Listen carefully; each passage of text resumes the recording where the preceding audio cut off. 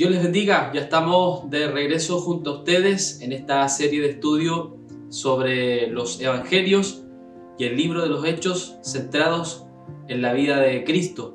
Vamos a continuar y vamos a seguir, ¿cierto?, con el evangelio de Mateo.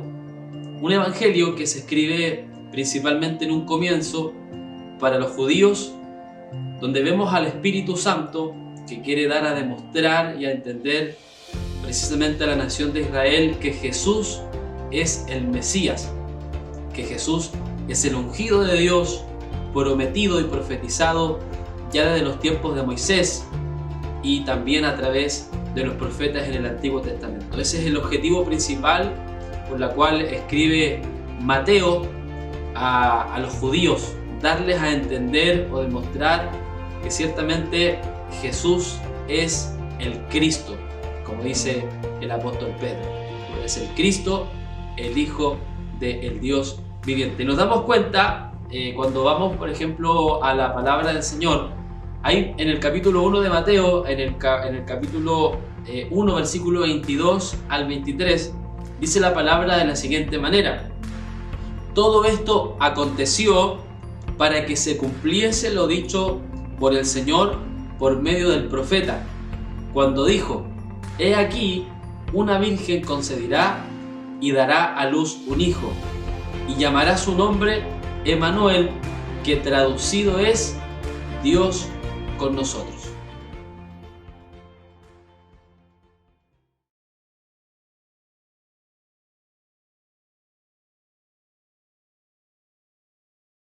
¿Quién era Mateo? La verdad que en los evangelios no se describe mucho acerca de él. Lo que sí podemos darnos cuenta es que según la palabra del Señor, él era un publicano. Cuando vamos al evangelio de Mateo, en el capítulo 9, en su versículo 9, dice la palabra de la siguiente manera: pasando Jesús de allí, vio a un hombre llamado Mateo, que estaba sentado al banco de los tributos públicos, y le dijo: sígueme. Y él se levantó y le siguió. Además, nos podemos dar cuenta en el evangelio de Mateo, en el capítulo 10, en el versículo 3, dice de la siguiente manera: Felipe, Bartolomé, Tomás, Mateo el publicano, Jacobo hijo de Alfeo, Lebeo, por sobrenombre Tadeo. Es decir, cuando vamos viendo un poquito acerca de quién fue Mateo, nos vamos dando cuenta que él fue un publicano. ¿Quién era un publicano? Un publicano era un recaudador de impuestos en el tiempo de Israel. Se cree, según la historia, que Roma, cuando conquistaba las naciones, les cobraba cierto tipo de tributos, a los cuales Mateo tenía como trabajo el recaudar aquellos impuestos. Por los judíos era visto de una manera muy despectiva, despreciable. Era considerado como un hombre inmundo, como un hombre traidor a la patria. Por eso nos damos cuenta que, en cierta manera, Mateo el publicano es considerado para la nación de Israel o para los judíos como una persona pecadora. Se cree que Roma exigía diversos tributos y obligaciones fiscales a las naciones que tenía bajo su dominio. En Palestina se les denominaba publicanos a los hombres que se preocupaban de recaudar dichos impuestos para Roma. Eran considerados inmundos por su servicio al imperio conquistador y por su trato constante con los no judíos. Estaban excomulgados de las sinagogas y por su frecuente trato con personas depravadas eran sinónimo de pecadores, según Mateo capítulo 9, versículo 11. Lo que nos llama la atención de Mateo es que ante el llamado del Señor Jesucristo, la expresión ven y sígame, él dejó todo y comenzó a seguir al Señor. Por eso Mateo, si bien es cierto, es considerada como una persona inmunda, una persona traidora a la patria, una persona que se cuenta por los judíos dentro de los pecadores, si hay un principio que podemos aprender del Señor Jesucristo, es que al Señor no le importa la condición en la cual estemos. Al Señor El Señor no hace acepción de personas. El hombre puede estar en una condición terrible de pecado, de maldad, de depravación, pero el Señor va y, como dice la Escritura, los sanos no tienen necesidad de médico. El Señor vino a buscar pecadores al arrepentimiento. Mateo era visto como una persona bastante pecadora y mala en ese entonces, pero el Señor a él lo llamó y Mateo fue considerado también dentro de los 12 discípulos de Cristo, los más cercanos, y estuvo dentro del colegio apostólico. Su evangelio se escribe en una fecha aproximada entre el año 60 al 70 después de Cristo.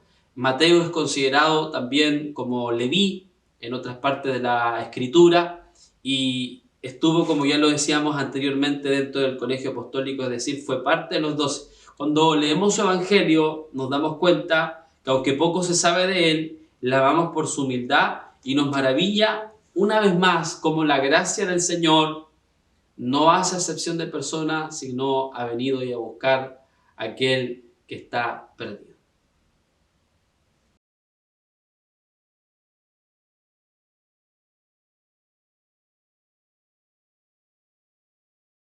Una de las características más sobresalientes del Evangelio de Mateo es que, si bien es cierto, él quiere dar a entender o demostrar a los judíos que Jesús es el Mesías, que Jesús es el Rey de los judíos, también a este Evangelio se le ha llamado el Evangelio del Reino, ya que una de las tantas expresiones que más se repiten en dicho Evangelio es precisamente el reino de los cielos o el reino. Es una palabra muy interesante cuando nosotros hablamos un poco acerca de lo que es el reino de Dios. Es una palabra bastante amplia, tiene diferentes connotaciones. Y fíjese que de las 118 veces que aparece la palabra reino en los 4 evangelios, Mateo utiliza esta expresión 56 veces. Por eso a este evangelio se le ha llamado el evangelio del reino de Dios. La expresión reino de los cielos es usada por Mateo unas 35 veces y no aparece en los otros evangelios. Es decir, este es un evangelio que, si bien es cierto, nos presenta y nos habla de Jesús desde la perspectiva como rey, su mesianismo, también abarca mucho lo que tiene que ver con el reino de Dios. Cuando nosotros hablamos del reino de Dios, viene la pregunta: ¿qué es el reino de los cielos? ¿Qué es el reino de Dios? ¿Qué es el reino? Fíjese que la palabra reino como tal figura en el Nuevo Testamento y su uso, se dice, es bastante flexible. O sea, tiene diferentes connotaciones, características. Por ejemplo, una de ellas es el reino milenial. Cuando nosotros hablamos del reino milenial nos damos cuenta que es un periodo de 1000 años, descrito en el libro de Apocalipsis en el capítulo 20, donde se usa literalmente 1000 años donde Cristo va a reinar después de su segunda venida en gloria al final de la gran tribulación, y va a establecer ese reino o esa teocracia por 1000 años desde Jerusalén. Cristo va a reinar el mundo entero y, como se le ha llamado también a ese periodo, Él restaurará todas las cosas. Pero además nos damos cuenta que a veces la expresión reino de Dios apunta también al reino del Señor en el individuo o en cada persona. Es decir, muchas veces la idea básica de esta palabra implica el dominio de Jesús en los corazones de su pueblo a través de todas las dispensaciones y hasta la eternidad. Se ha dicho que el reino tiene muchos aspectos y etapas. A veces la palabra puede referirse a un aspecto o etapa y a veces puede estarse refiriendo a otra etapa. Es decir, el reino de Dios es el gobierno de Dios, del Señor, en todos los aspectos. Nos damos cuenta que en algunas oportunidades el Señor en su evangelio les expresa a sus discípulos que el reino de Dios estaba entre ellos. Cuando una persona se arrepiente, se convierte, se entrega a Cristo y abre su corazón al Señor, automáticamente esa persona, como dice la Escritura, ha pasado de la potestad de las tinieblas y es trasladado al reino de su amado Hijo, en este caso Jesucristo el Señor. ¿Has puesto a Cristo en el trono de tu vida? ¿Le has permitido ser el Rey y el Señor de toda tu vida? Si no es así, le invitamos a que pueda abrir su corazón a Jesucristo el Señor, y si ya lo ha hecho, sin lugar a dudas está experimentando parte de las bendiciones de lo que es el reino de Dios en el corazón de todos los creyentes. Es muy interesante, como lo dijimos en un principio de esta serie de estudios, que no solamente a Jesús lo tengamos como el Salvador, es muy importante que también lo tengamos como el Señor y como el Rey y la máxima autoridad de nuestras vidas, gobernando nuestras vidas, dándonos esas leyes del reino que las vamos a ver un poco más adelante, sobre todo en el Evangelio de Mateo capítulo 5 hasta el capítulo 7, comenzando con las bienaventuranzas y viendo una lista de enseñanzas que apuntan a los súbditos del reino. Usted sabe que todo reino tiene súbditos, tiene gente que está bajo el gobierno de ese reino y de ese rey. En este caso los súbditos es la iglesia, los súbditos son los creyentes, los súbditos de ese reino son todos aquellos que han entregado su vida a Jesucristo. Es por ello que es muy importante que como cristianos y como hijos del Señor podamos abrir el corazón y hacerle al Señor Rey y máxima autoridad de nuestras vidas.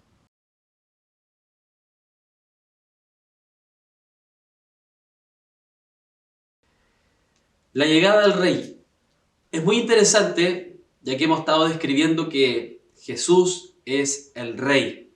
Mateo enfoca esta parte, este perfil, esta característica de Jesucristo. Nosotros entendemos y gracias al Señor le hemos coronado como Rey de Reyes en nuestros corazones.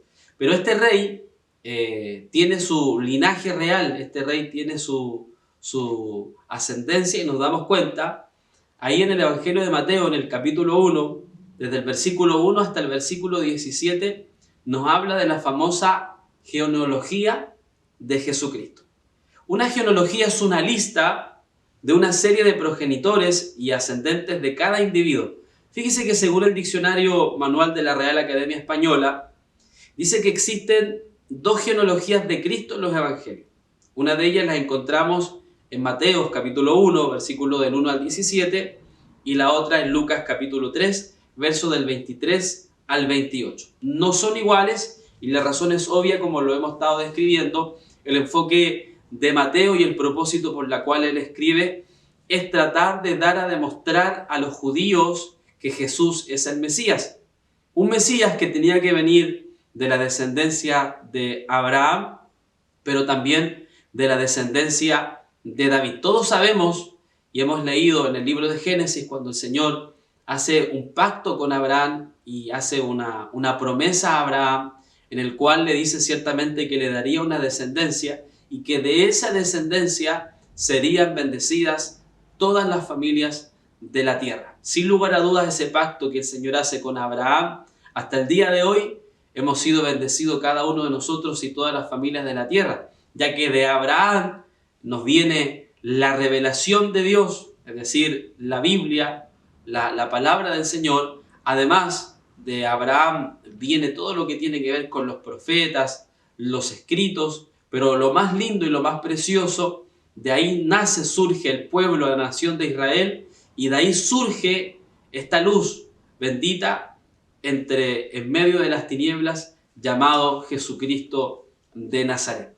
Es por ende, amados hermanos, que la genealogía de Jesucristo nos muestra y nos da a entender que Jesús cumple los requisitos del Mesías, ya que el Mesías tenía que venir de la descendencia de Abraham, de la descendencia también y del trono de David. Una de las características del Evangelio de Mateo es que se encarga de incluir a aquellos que en ese entonces eran excluidos. Es decir, en el Evangelio de Mateo, dentro de su descriptiva narrativa, nos damos cuenta cómo Mateo habla mucho de lo que tiene que ver con la mujer, habla también y pone como ejemplo a los niños y aún así también a los siervos, dando a entender este grupo de personas, tanto mujeres, que de hecho en la genealogía del Mesías, del Rey, se ve una lista y dentro de esa gran lista aparecen mujeres muy destacadas, como Rahab, entre otras. Pero también nos damos cuenta que este evangelio incluye a aquellos que en ese entonces eran excluidos o eran vistos como poca cosa. Piensa usted que en ese entonces los religiosos se creían la máxima autoridad, se creían los más sabios, se creían lo máximo, pero Mateo se encarga de darle, por así decirle, una gran lección a estos religiosos, mostrando a los niños, mostrando a las mujeres y mostrando a los siervos como un ejemplo. Es decir, lo hermoso y lo precioso del Evangelio de Mateo, y una de sus características es que incluye a aquellos que son excluidas por las sociedades entonces. ¿Por qué? Porque para Dios no hay diferencia entre esclavo y libre, entre hombre y mujer. Para Dios somos todos iguales, comprados al precio de la misma sangre.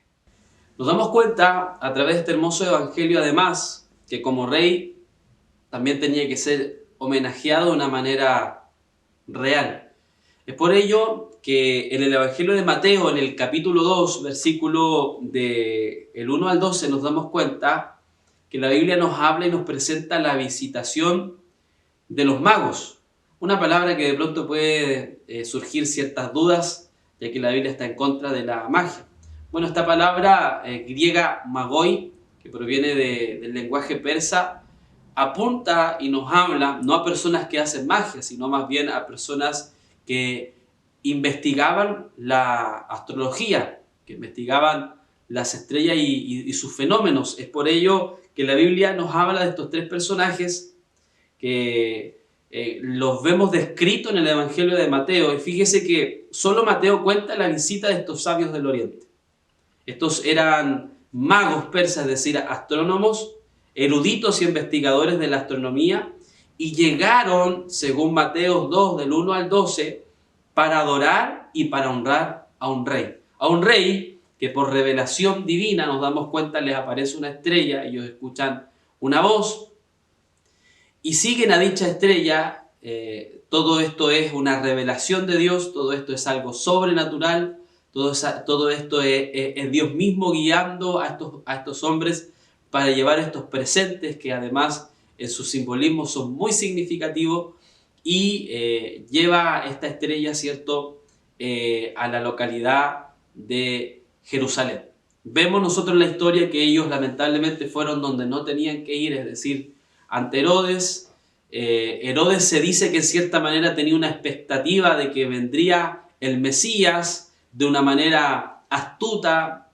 Quería él saber dónde había nacido aquel Mesías, aquel rey de los judíos, para posteriormente poder atentar contra su vida. Pero también nos damos cuenta que estos reyes, guiados, ¿cierto?, por la estrella, llegan al pesebre, llegan a Belén de Judea, y allí nos damos cuenta cómo le presentan estos tres simbolismos que son tremendos: el oro, el incienso y la mirra. El oro, simbolismo de la realeza, la mirra como un tipo de un simbolismo. Algunos apuntan a la vida y a los padecimientos también de Cristo, ya que la mirra tiene que ser molida, machacada, y a través de ese proceso genera un perfume grato.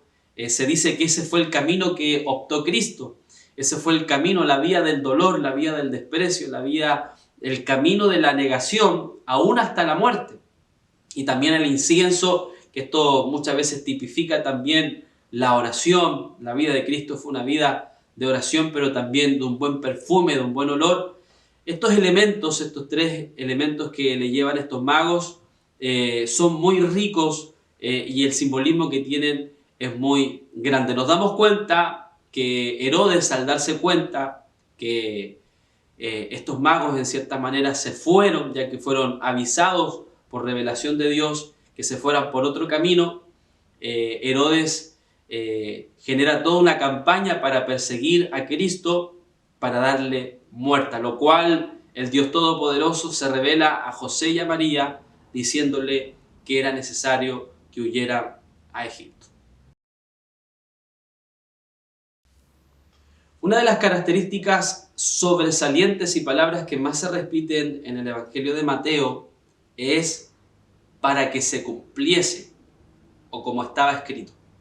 Piensa usted que Mateo se enfoca en dar a demostrar a los judíos que Jesús es el Mesías. Este Mesías había sido ya anunciado por los profetas.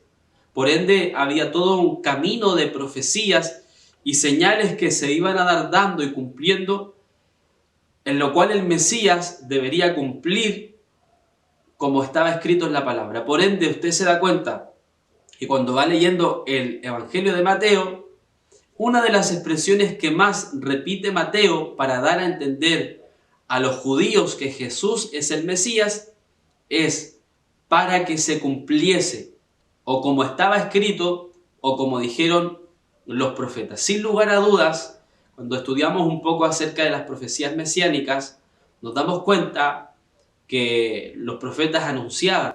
Ahí en su pantalla estarán saliendo algunos versículos de estas profecías mesiánicas.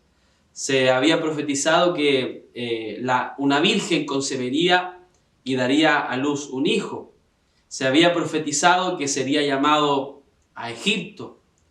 Está profetizado también que en Israel o en Belén vendría una luz, gloria al Señor. Y también nos vamos dando cuenta, dentro de las diferentes profecías, que está anunciado también, ¿cierto?, el que venía a preparar el camino para el Señor, para el Mesías, y así un sinfín de profecías que las vemos en el Antiguo Testamento con cientos de años antes que viniera el Mesías, pero que tan solo en la primera venida de Cristo se cumplieron entre 110 a 115 profecías, dándonos a entender a nosotros hoy, pero en el periodo principal de la historia, cuando se escribe el Evangelio de Mateo, que Jesús ciertamente era el Mesías porque cumplía, digámoslo así, con los requerimientos y las profecías que se anunciaban de él.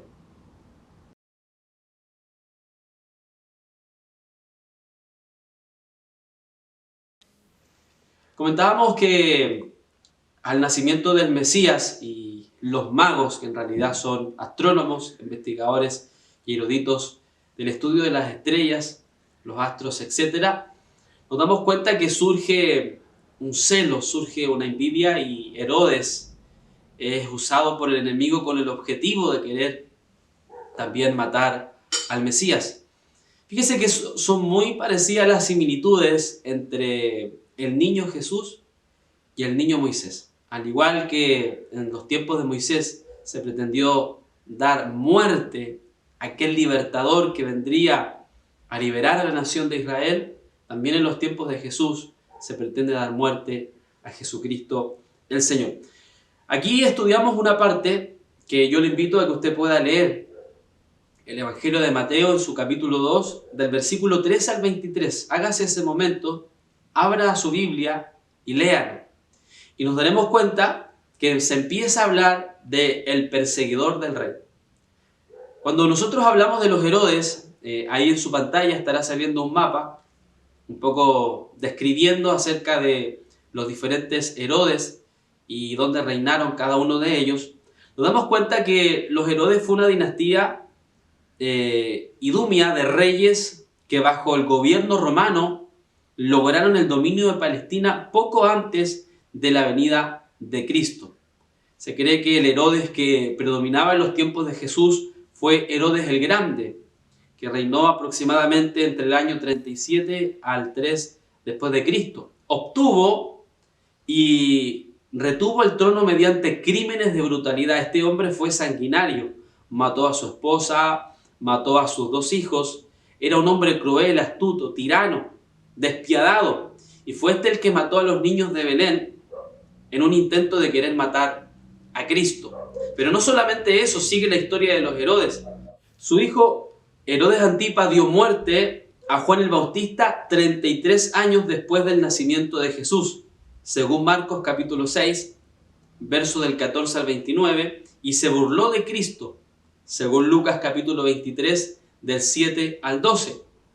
Su nieto Herodes Agripa, 14 años más tarde, mató a Jacobo, hermano de Juan el apóstol, como dice Hechos capítulo 12, versículo del 1 al 2. Pero además esta dinastía de los Herodes sigue. Su bisnieto Herodes Agripas II, o segundo, otros 16 años después, fue el rey ante quien fue juzgado Pablo, según Hechos capítulo 25, versículo 13 y 26 al versículo 32. Nos damos cuenta que en el Evangelio de Mateo, en el capítulo 2, del versículo 16 al versículo 18, le invitamos a leer su Biblia. Nos damos cuenta con la matanza y nos encontramos con esta terrible escena de la matanza de los niños. Lo que nos llama la atención, y es extraño, que alguien que creía en la venida de Cristo como Herodes el Grande fuera tan engreído y tan necio como para pensar que podía impedir dicho evento.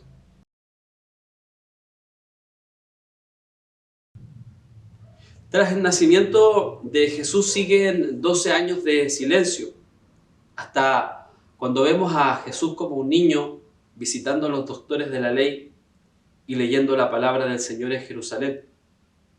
Luego el silencio recae nuevamente y solo la palabra carpintero arroja alguna luz sobre los 18 restantes años de la vida de Cristo. Es decir, cuando analizamos los evangelios, nos damos cuenta que hay un periodo aproximado de 30 años de silencio, donde no se habla, no se describe nada acerca de Jesús. Es muy interesante esto porque se dice que esos 30 años de la vida de Cristo en el anonimato fueron años de preparación, fueron años de formación donde Jesús de Nazaret tuvo que estar para poder realizar un ministerio de 3 años. La enseñanza que Dios nos da a través de esta palabra o de este silencio es que para Dios la formación es muy importante. Jesús tuvo que estar 30 años preparándose para cumplir su ministerio de 3 años.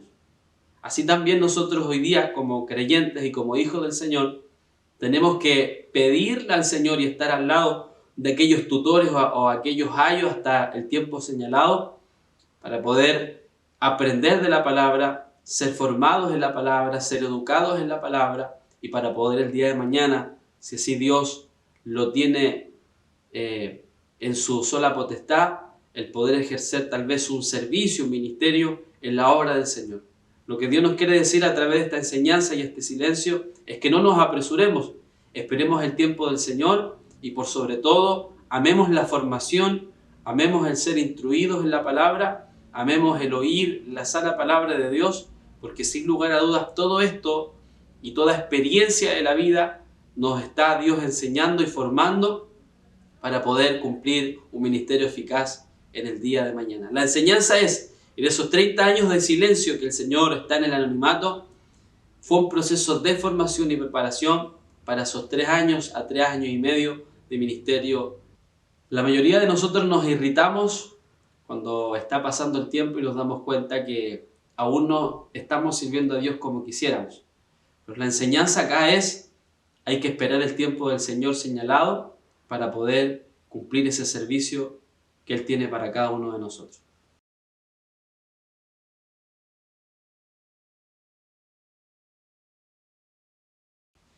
El heraldo del rey, como todo rey, tiene que tener su heraldo, su mensajero. Se dice que el heraldo tenía la característica de ir a cierta provincia, a cierta localidad, a entregar un mensaje de parte del rey. De pronto el rey firmaba un edicto, había una declaración pública que tenía que dar a cierto pueblo, provincia o localidad.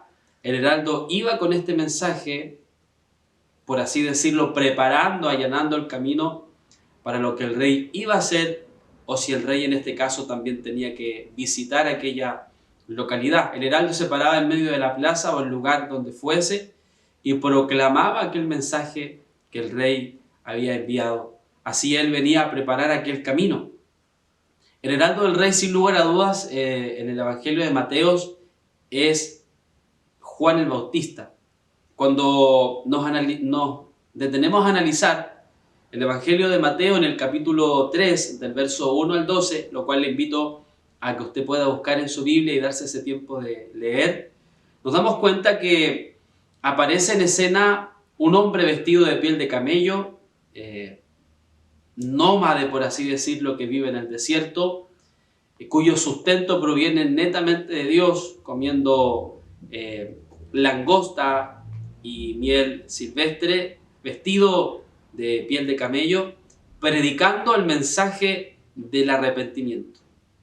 Juan el Bautista era aquel profeta que había sido anunciado en Isaías capítulo 40 en el versículo 3, y también podemos encontrar Malaquías capítulo 3 versículo 1. Las profecías referentes a Juan el Bautista son interesantes, ya que se habla como aquel que venía dando voces en el desierto, preparando el camino del Señor, predicando a las afueras de Jerusalén, en el desierto de Judea, el mensaje que hasta el día de hoy debe ser predicado y debe ser anunciado, el mismo mensaje que el apóstol Pedro predicó a las afueras del pórtico de Salomón después del evento de Pentecostés, que es el mensaje del arrepentimiento, es el mensaje del cambio de mente, del cambio de actitud, del griego metanoia, pero también es el cambio de actuar, es el cambio de conducirse. De hecho, en el Antiguo Testamento este término tiene la idea: si yo voy por un camino, me vuelvo de ese camino, me vuelvo al Señor, me vuelvo a Jehová. Y esa era la característica de este profeta, esta era la característica de este heraldo. Llamaba al pueblo a volverse al Señor. De hecho, algunos apuntan que Juan el Bautista predicaba en el desierto. De una manera poética tratan de describir que el desierto apuntaba al corazón de Israel, ya que en ese entonces estaba árido, seco, desierto y hasta muerto. Pero ahí aparece este personaje predicando este mensaje del arrepentimiento, llamando a la nación. Y es muy interesante porque después de Malaquías empezó todo este periodo de los 400 años de silencio, pero ya en el Nuevo Testamento aparece este profeta llamando al pueblo al arrepentimiento para que así también se bautizasen de sus pecados. Juan el Bautista es el heraldo del Rey que ha venido a preparar el camino del Señor, y como él dice: es necesario que yo mengüe, pero detrás de mí vendrá uno cuyo es más poderoso que mí, y él os bautizará en Espíritu Santo y fuego, cuyo yo no soy digno de desatar la correa de su calzado. Hoy día todos tenemos esa función. Hoy día, al igual que Pablo dice en uno de sus escritos, que él no vaya a ser heraldo para muchos, pero venga a ser descalificado o eliminado. Esta tarea de Juan el Bautista, esta tarea del apóstol Pablo también nos compete a nosotros como iglesia hoy, de poder ir a donde sea que el Señor nos envíe a través de la gran comisión y poder pararnos en las plazas, en las esquinas y en diferentes lugares a proclamar la venida de Jesucristo